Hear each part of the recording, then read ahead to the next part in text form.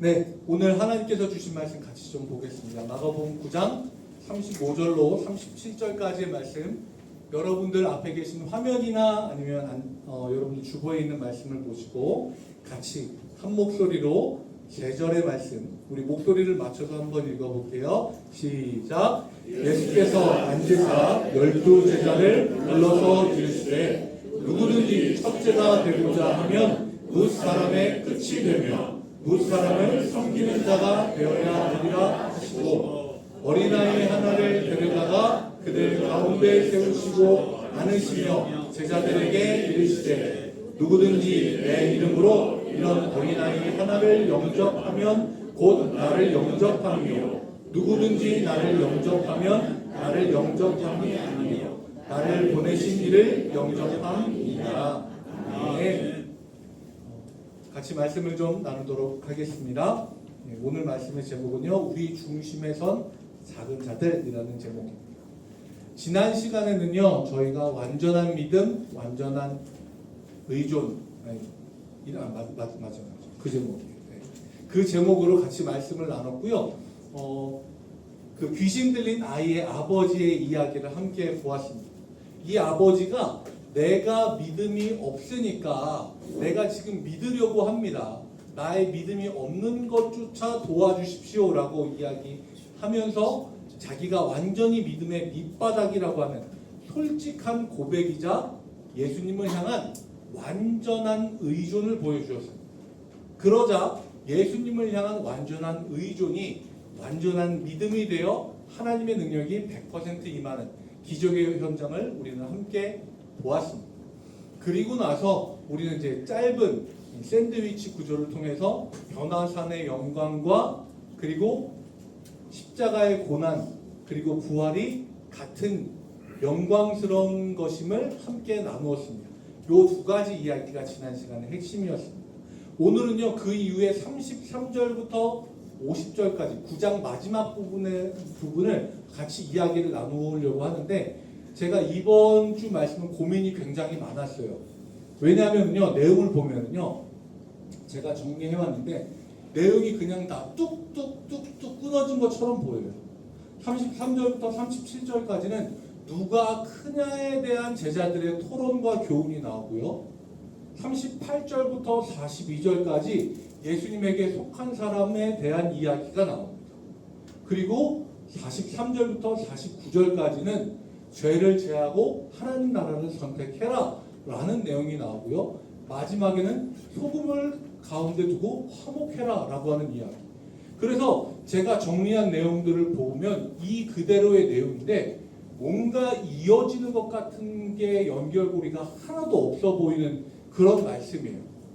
그런데 사실 이 모든 이야기는요, 하나의 이야기로 예수님이 묶어서 이야기하고 계세요.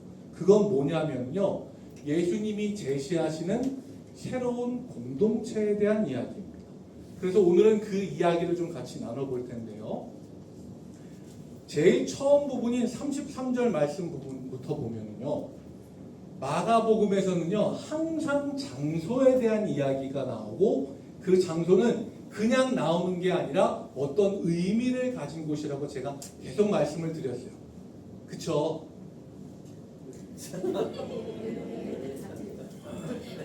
그렇습니다. 네. 마가복음은요, 장소에 대해서 계속해서 이야기를 합니다. 그리고 여기에서도요, 장소가 세 가지가 나와요. 첫 번째는 가버나움이라고 하는 곳이고, 두 번째는 우리가 그냥 일상적으로 지나칠 수 있는 곳인데 집, 그리고 길이라고 하는 곳을 이야기합니다. 가버나움이라고 하는 곳은요, 예수님의 복음의 전초기지라고 불리는 별명이 붙어있는 곳이에요. 그래서 갈릴리 주변이기도 하거니와 갈릴리 주변에서 예수님이 기적을 제일 많이 행하고 제자들도 불렀던 곳이고, 많은 사람들에게 복음의 영향력을 굉장히 많이 끼쳤던 곳이 이 가버나움이에요. 그런데 이 9장 마지막 부분에 있어서 가버나움은요, 굉장히 큰 전환점이에요. 이때 이후로 예수님의 사역이요, 가버나움에서 예루살렘으로 바뀌어요. 그러니까 가버나움, 이때 나오는 가버나움을 기점으로 갈릴리의 사역은 거의 마무리되고 이제 예루살렘으로 넘어가서 예수님이 본격적인 십자가와 고난과 그 다음에 핍박에 대한 이야기를 하시기 시작을 해요. 그래서 가버나움이라고 하는 장소는 굉장히 중요합니다. 자, 그런데 거기로 가셔서 집에 계시는데, 집도 굉장히 중요한데요. 먼저 길에 대해서 이야기할게요. 가버나움에 이르러 집에 들어오신 다음에 제자들에게 물어보시는 거예요. 너희가 길에서 서로 토론한 게 뭐냐? 라고 물어봅니다. 그 길, 가버나움까지 내려오는 길에 제자들이 무언가를 토론을 했어요. 자, 그러면 가버나움으로 왔어요. 집이 있죠. 여기까지 오는 길이 있는데 그 사이에 제자들이 얘기한 게 있어요. 예수님은 그걸 물어보시는 건데, 그 길을 떠나기 직전에 예수님이 하신 얘기는 뭐냐면요, 이제 내가 예루살렘에 가면 붙잡혀서 십자가의 고난을 받고 핍박을 당하고 죽임을 당할 거다는 이야기를 하셨어요. 그리고 나서 그 길을 출발을 했는데 그 길 중간에 제자들이 이야기한 게 있어요. 그건 뭐냐면요, 예수님의 십자가의 고난과 핍박과 부활에 대한 묵상과 동참과 어떻게 하면 될까가 아니에요. 그런 이야기는 하나도 안 하고요. 우리 중에 누가 제일 큰 사람이냐에 대해서 쟁론했다라고 이야기합니다. 조금 넘어가 볼게요. 네. 쟁론이라고 하는 이야기는요, 디알레고마이라고 하는데요. 제가 앞으로 이제 힌트를 드릴게요. 앞에 나오는 디아라고 하는 단어는 서로라고 하는 뜻이에요. 서로. 그래서 디아코니아 하면 공동체거든요. 그러니까 디아라는 말이 나오면 서로라고 하는 의미가 있어요. 그러면 뒤에 나오는 레고마이는 뭐냐면 쉬지 않고 이야기하는 거예요. 그러면 이거는 쟁론은 뭐냐면 서로 한마디도 지지 않고 쉬지 않고 계속 얘기한 거예요. 근데 주제가 뭐냐면 누가 크냐예요. 예수님은 십자가의 고난과 죽음에 대해서 이야기하고 길을 출발을 했는데요. 그 길을 내려오는 동안 제자들이 한 이야기는요, 야, 내가 그래도 수제자인데, 내가 나이도 제일 많고, 야, 여기서 예수님보다 나이 많은 사람이 나야 라고 나이 제일 많은 베드로가 얘기하면요, 다른 제자들이 한마디도 안 주고 계속 얘기하는 거예요. 아니, 당신만 부름 받았냐고. 내가 당신보다 먼저 부름 받았다고. 내가 당신보다 더 위라고. 딴소리 하지 마. 내가 예수님 옆에 제일 오래, 야, 니네 변화성 올라가 봤니? 막 이런 얘기를 계속 하는 거예요. 제자들은요, 그 모든 길을 오는 동안에 예수님의 십자가에 대한 이야기는 요만큼도 안 하고 우리 중에 누가 더 위냐에 대한 이야기만 서로 쉬지 않고 하는 거예요. 한마디도 안 주고. 그 이야기를 계속 하는 겁니다. 자, 앞으로 잠깐만 넘어가 볼게요. 그런데 그 이야기를 예수님이 어디서 하세요? 가버나움 안에 있는 집에서 하세요. 그런데 이 집이라고 하는 건 뭐냐면요, 마가복음이 쓰여진 시기를 보면 이해가 됩니다. 마가복음이 쓰여진 시기는요, 예수님이 태어나시고 난 후에 60년 후반에서 70년 중반 사이에 쓰여졌거든요. 이때는 뭐냐면 로마가 그리스도의 교회를, 그러니까 초대 교회를 엄청나게 핍박해서 사람들이 교회로 못 모이고 뿔뿔이 다 흩어져서 가정 안에서 모여서 공동체를 이룰 때예요. 이때 이 가정, 집이라고 하는 공간에서 예수님이 새로운 공동체의 새로운 기준을 제시하시는 거예요. 그래서 이 집이라고 하는 장소는 굉장히 중요합니다. 그래서 예수님이 이 집에서 가장 먼저 제시하신 것은요, 뭐냐면 누구든지 첫째가 되고자 하면 무사람의 끝이 되며 무사람을 섬기는 자가 되어야 하리라 라고 이야기합니다. 다음으로 넘겨주세요. 뿅. 네, 감사합니다. 여기에서 끝은요, 에스카토스라고 하는 건데요, 변두리 밑바닥 꼴찌예요. 그러니까 제일 끄트머리에 있는 사람, 제일 가운데 들어오지 못하는 사람, 제일 주목받지 못하는 사람을 섬기는 사람이 되어야 한다라고 이야기를 하십니다. 그리고 그걸 실제로 보여주기 위해서 예수님이 하신 게 뭐냐면요, 아이 한 명을 데려다가 가운데 세우고 그 아이를 안고 이야기하세요. 우리가 오늘 읽은 본문이요, 마가복음 9장 35절로 37절의 본문은요, 어린이 주일에 가장 많이 쓰여지는 본문이에요. 예수께서 어린아이를 안으사 가운데 놓고 누구든지 첫째가 되고자 하면 무사람을 섬기는 자가 되어야 되고, 이 어린아이 하나를 영접하면 나를 영접합니다. 어린이 주일에 제일 많이 쓰여지는 본문이거든요. 다른 성경에서는 이 어린아이와 같지 않냐면 하나님 나라에 들어갈 수 없다는 이야기도 하세요. 그런데 여기에서 우리가 생각하는 어린아이의 이미지하고는 좀 달라요. 우리는 지금 어린아이들을 생각을 하면은요, 순수하고 맑고 깨끗하고 자신이 크면 안 돼. 네. 굉장히 순수한 어떠한 존재를 이야기해요. 우리가 생각하는 이미지는 그래요. 그런데요, 이 당시의 어린아이들은요, 순수하고 깨끗하지만 그렇게까지 사람 취급을 받지는 못했어요. 아주 간단한 예예요. 성경에서도 나옵니다. 빚을 졌어요. 빚을 갚을 능력이 없어요. 그러면 이 가정에서 제일 첫 번째로 하는 일이 뭘까요? 아이를 종으로 내다 팔아요. 그게 성경에 나오는 이야기예요. 그만큼 어린 아이라고 하는 존재는요, 미성숙할 뿐만 아니라 어른으로서의 대접도 받지 못했고 사람이라고 하는 존재로 인정받지 못할 뿐만 아니라 가치가 없는 인간이었어요. 사람 숫자를 셀 때요, 애들은 빼고 세요. 왜냐하면 사람이 아니니까요. 이 당시에는요, 그냥 이 아이처럼 순수해져라 라는 의미가 아니라 이 공동체, 예수님이 집 안에서 새롭게 만드시는 이 공동체의 가장 중심에 누가 있어야 되냐? 세상에서 힘있고 권세 있는 사람이 아니라 세상에서 가치 없게 여겨지고 힘없는 약자가 우리 공동체의 중심에 있어야 된다. 이 가르침을 예수님이 주시는 거예요. 그래서 예수님이 어린아이를 가운데 세우신 겁니다. 지금의 시대라고 한다면 예수님이 세우시는 그 가운데 자리에 누가 있어야겠어요? 지금은요, 오히려 어린아이들이 상전이에요. 제가 여기 예배 준비하다가도 유튜브를 살짝 넘겨봤는데 그런 이야기들이 나와요. 우리 애가 하고 싶다는데, 우리 애가 먹을 건데 이것 좀 해줘요. 애가 너무 힘들어해서 그런데. 누구는 그런 이야기도 하더라고요.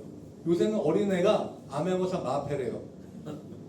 어디든지 애만 들이밀면 다 문이 열리고 모든 게 다 가능해진대요.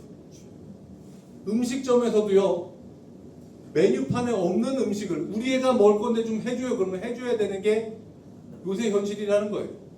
요새 아이들은요, 오히려 상전입니다. 저희 아이가 없으니까 이렇게. 그런데 이 시대 가운데 교회 공동체에서 중심에 가운데 세워야 하고 가운데 서도록 해야 하는 그런 사람들이 누가 있을까요? 예수님 시대에 그때 어린아이들처럼 경제적인 능력이 떨어지고 변두리, 에스카토스로 밀려나고 있는 사람들.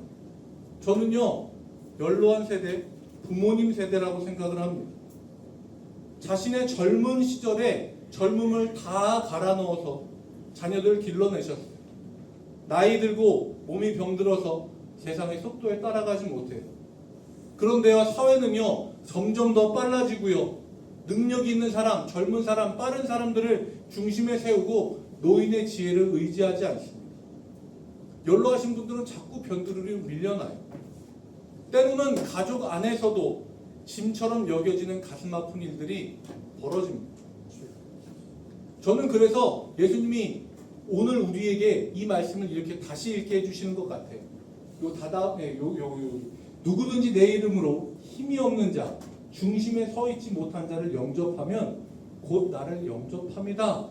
저는 이 말씀이 이렇게 읽혀지더라고요. 여러분들은 어떠신지 모르겠습니다. 근데요, 예수님의 이 가르침을요, 제자들은 제대로 이해하지 못해요. 은혜롭게 말씀을 전하고 있는데 요한이 갑자기 툭 튀어나와서 이야기를 꺼냅니다. 38절 말씀이에요. 선생님, 우리를 따르지 않는 어떤 자가 주의 이름으로 귀신을 내쫓는 것을 우리가 보고 우리를 따르지 아니함으로 금하였나이다 라고 이야기해요. 제자들은요, 가버나움으로는 내려오는 길 내내 무슨 얘기를 했냐면 특권의식을 있는 그대로 드러냈어요. 우리가 예수님의 12제자, 자 이제부터 이 12명 중에 슈퍼스타 K 1등부터 12등까지를 나눠보자. 누가 1등 제자인지 한번 알아보자. 그걸 이야기하고 서열을 나누기 시작을 했어요. 그런데 요한의 이 이야기는 뭐냐면요, 자기네들 안에 갖고 있던 그 서열의식을 바깥까지 확장하는 거예요. 예수님 옆에 우리 12명이 있어. 우리 12명 이외에 다른 사람이 예수님의 이름으로 기적을 행해? 안 돼, 그건. 예수님 우리 거야. 금하는 거예요. 아주 간단한 질문이에요. 꼭 대답해 주세요. 예수 그리스도의 이름으로 귀신아 나가라 했어요. 여러분들이 이야기하셨어요. 그런데 그 이야기를 듣고 귀신 들린 자에게서 귀신이 떠나갔어요. 그러면 질문 드립니다. 여러분들이 말을 했기 때문에 여러분들의 능력입니까? 아니면 하나님의 능력입니까? 대답해 주셔서 감사해요. 아까 대답을 안 하셔서 안 계신 줄 알았어요. 모든 능력은요, 하나님으로부터 나옵니다. 근데 이 이야기는 여러분들 잘 들으셔야 돼요.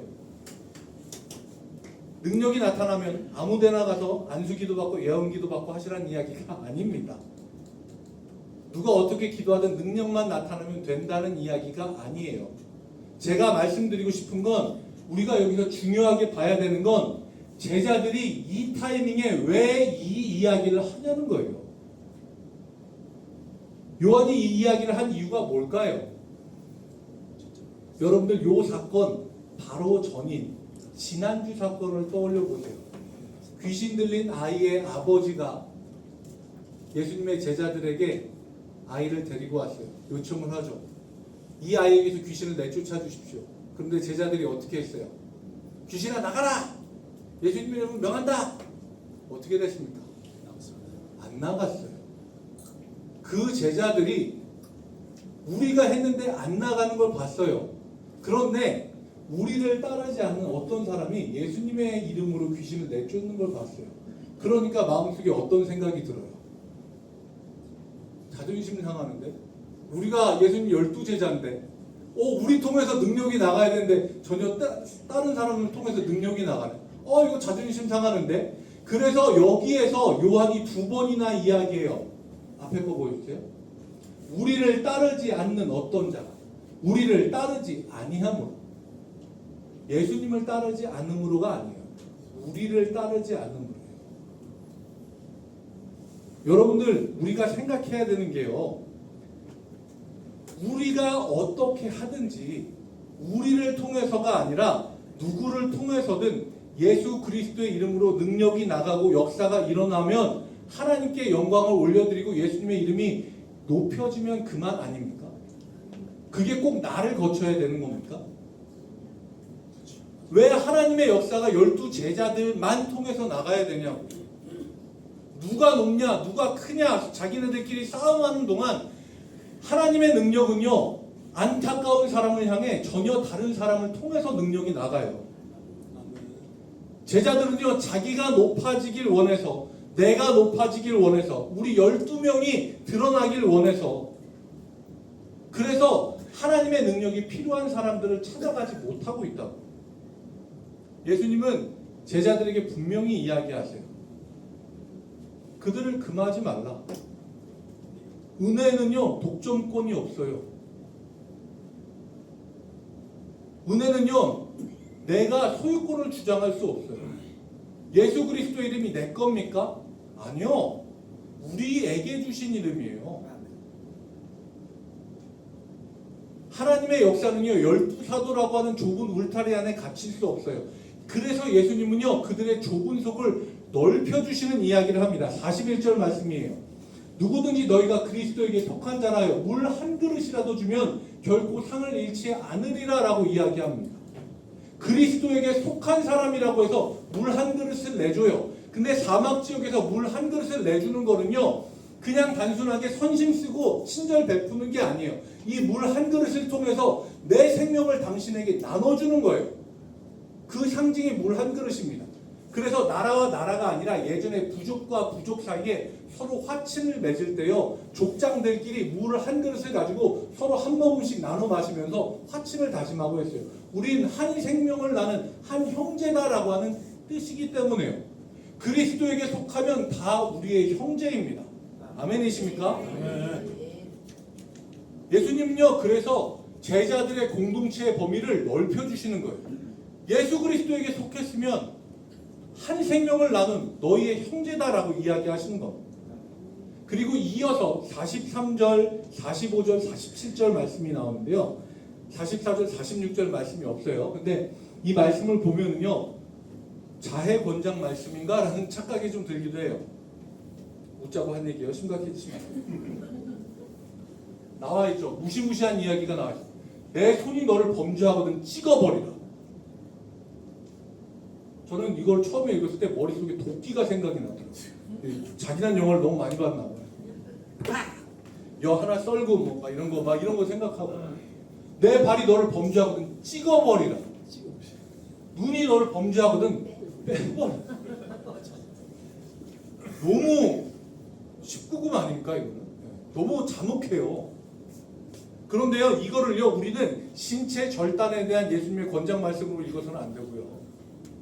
앞에서부터 예수님이 계속 이야기하시던 공동체의 맥락으로 읽어야 돼요. 공동체의 맥락.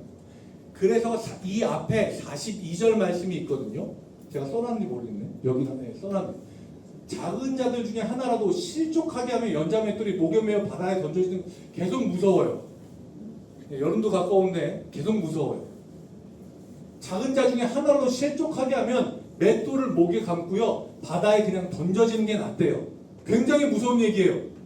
그런데 이 정도로 무섭도록 하신 표현을 하신 이유가 있어요. 여기에서 실족하게 하다라고 하는 말은요, 스칸달론이라고 하는데요. 이거 뭐냐면 짐승을 잡기 위해서 덫과 장애물을 치는 거예요. 다시 이야기하자면 작은 자들 중에 하나라도 넘어지게 하는 덫이나 장애물인데, 이거는 의도를 가지고 설치하는 거예요. 내가 저 인간 오늘 가만 안 둬. 세팅을 딱 해놓죠. 와서 요거 딱 건드리기만 해봐. 내가 딱 보고 있다가 너 아주 그냥 오늘은 그냥 날 잡았어. 그냥 오늘 머리털을 쥐어뜯고 내가 털이나 털을 다 뽑아 생닭을 만들어 볼게. 막 의도를 가지고 우리가 공동체 생활을 하다가 어떤 일을 하는 데 있어서 마음에 어려움이 생길 때가 있죠. 그런 거 말고 의도하고, 제자들처럼 누가 누구 위에 있냐, 내가 당신보다 위야, 그러니까 내 말을 들어야 돼 라든지, 혹은 내가 당신에게 지시할 수 있어 라든지, 혹은 내가 이 사람과 친하고 저 사람과 거리 두고 저 사람의 뒷이야기를 하고 누군가를 왕따시키고 누군가를 제하고 누구는 제끼고 누구는 밟고, 의도를 가지고 그렇게 실족하게 하는 자는요, 차라리 목에 맷돌을 메고 바다에 빠지는 게 낫다라고 이야기하시는 거예요.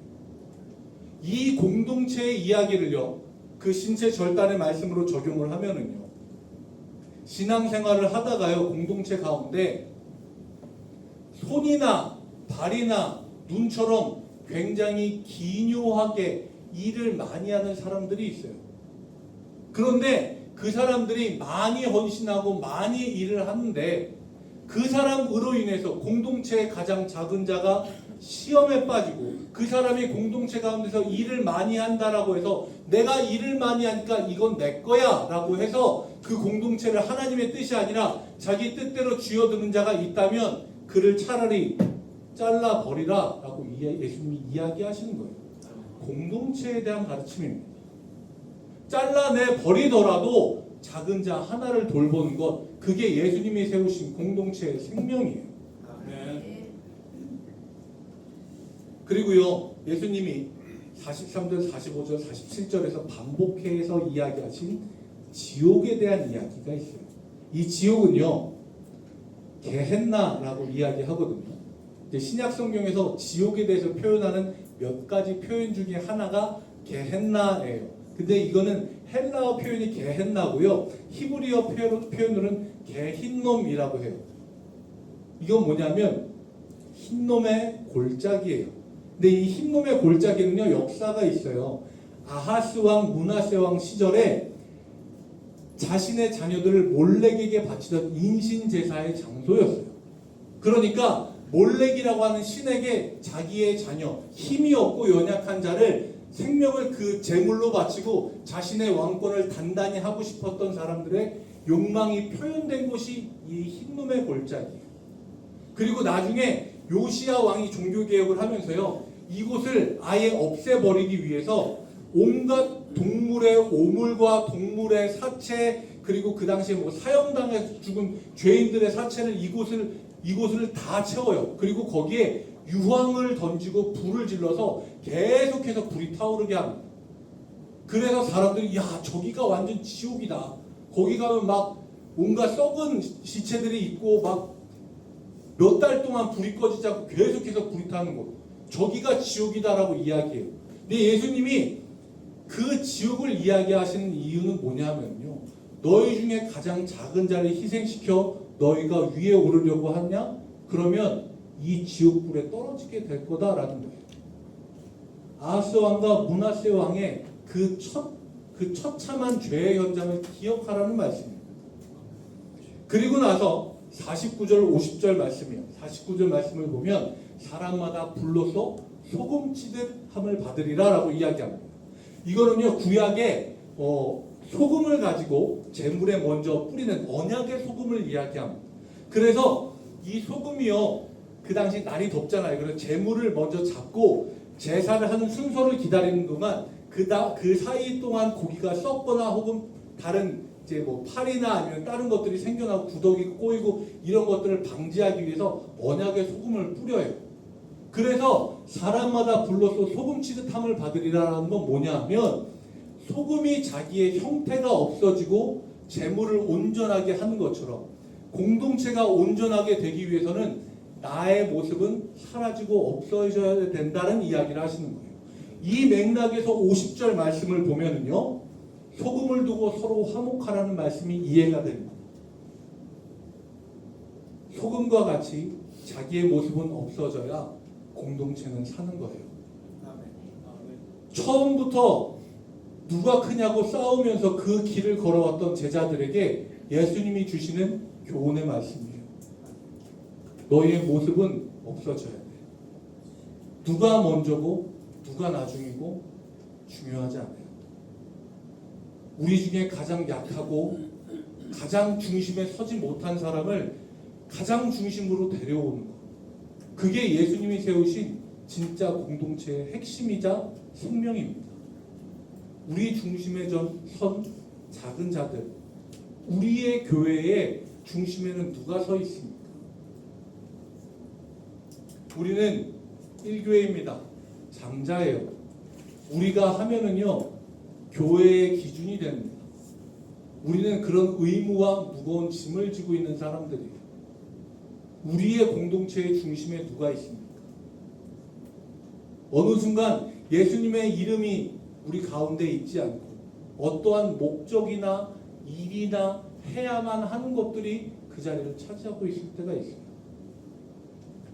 장자 여러분, 여러분들의 중심에, 우리 공동체의 중심에 예수 그리스도가 있으시길 축복합니다. 아멘. 그것이 우리의 공동체의 생명이어야 합니다. 예수님이 교회의 주인이신데 왜 자꾸 예수님이 변두리로 밀려나고 일이 먼저가 되고 그 자리에 사람이 서고, 아니요, 우리 장자 1교회는요, 예수님이 우리의 중심에, 우리의 가장 가운데에 계신 그런 축복의 장자 1교회가 되길 주님의 이름으로 축원합니다. 아멘.